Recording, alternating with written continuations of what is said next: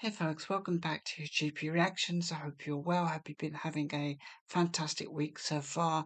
It's not been a bad day today. We're Tuesday now, so only another 3 days to go before the weekend comes around again. And yeah, it's been really great to be back and doing some reactions. Um, excuse me. Yeah, and just to thank everybody for the comments that they've made, and also the new subscribers. It's welcome aboard. It's great to have you on my channel. Um, so I'm going to be cracking on now with a track from Roxy Music. I'm not sure if I've actually reacted to any Roxy Music on this channel. I do know a few Roxy Music tracks from my time. They were sort of ever present during the 80s. A few of the more well-known ones I kind of picked up, and I sort of recognise various Roxy Music tracks whenever I hear them. But this is actually one that I'm about to react to that I'm not familiar with. So this is a track called Flesh and Blood. It was released in around November 1980, and it picked at number 12 in the top 40. It's also off their seventh studio album, um, and that was Flesh and Blood. That was around about May 1980 that came out. So Roxy Music consists of Brian Ferry on vocals and keyboards. We have Andy McKay on sax, another saxophone. I've just been reacting to Candy Dolpher, so it's maybe it's going to be a theme tonight.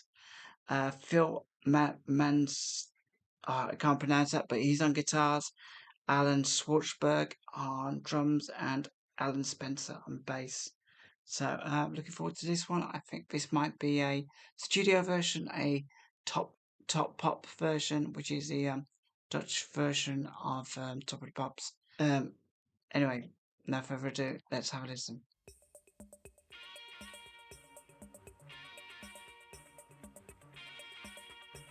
It's a bit like Blondie. It's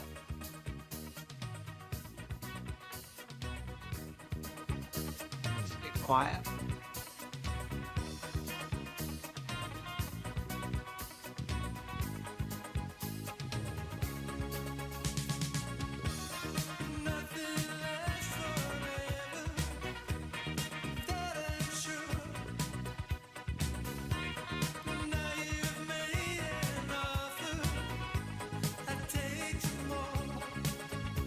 The voice.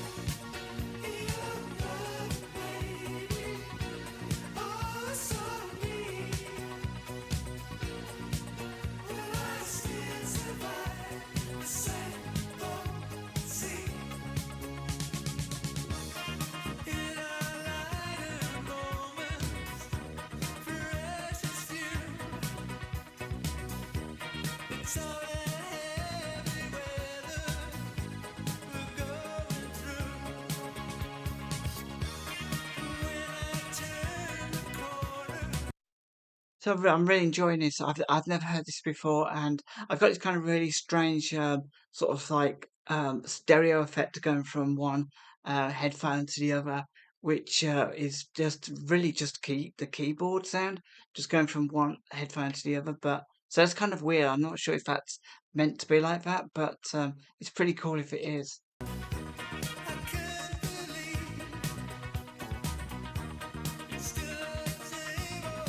Great bass.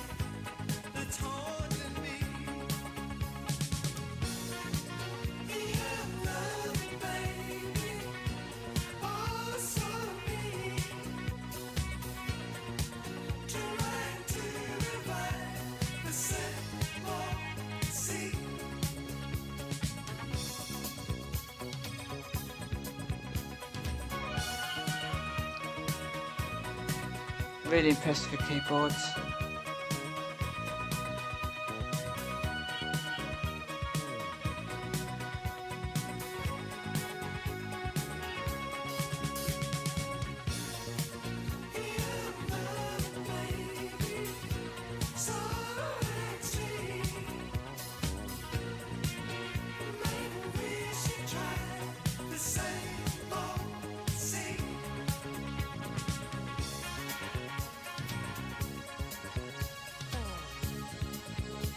The one thing I've never really kind of ever thought about with Roxy music is, or with Brian Ferry's, is harmonies and stuff. But watching these three guys on stage now, it's really really cool. Actually, it's really sort of builds the song up and breaks the song down.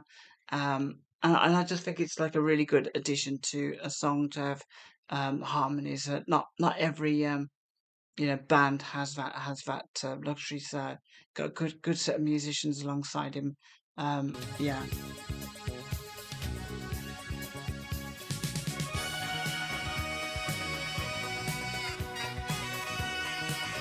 here's a sax.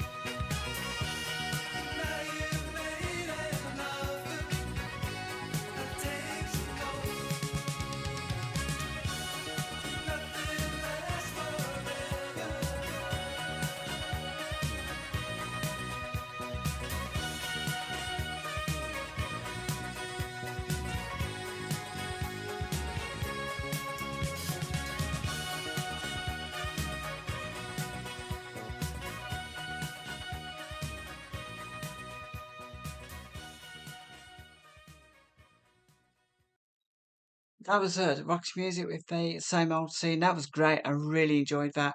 I was just thinking actually towards the end of that, the last song, Roxy Music song, might have been a Brian Ferry song. I'm never kind of sure because some are Brian Ferry, some are like Roxy Music as a collective. And the last song I heard was Avalon, I think. Maybe not on the radio, but this sounds a lot more, I don't know, sophisticated. It just feels like there's a lot more going on. I love the way the sax joined the song and just kind of gave it that like big sandwich of sound right the way through to the end. Bass was great. I often kind of like miss the bass in songs because it's almost like I'm taking it for granted sometimes that there's this like deep boom boom boom boom, and I honestly it's one of those sounds that I I'm getting more used to actually picking the bass out, but yeah, it's a real. I mean, when you think about all the instruments that go into like a band and stuff, they all have their parts to play. And if you listen, you can hear one instrument, but then if you listen, you can hear another instrument, and it's just a really incredible ensemble of music.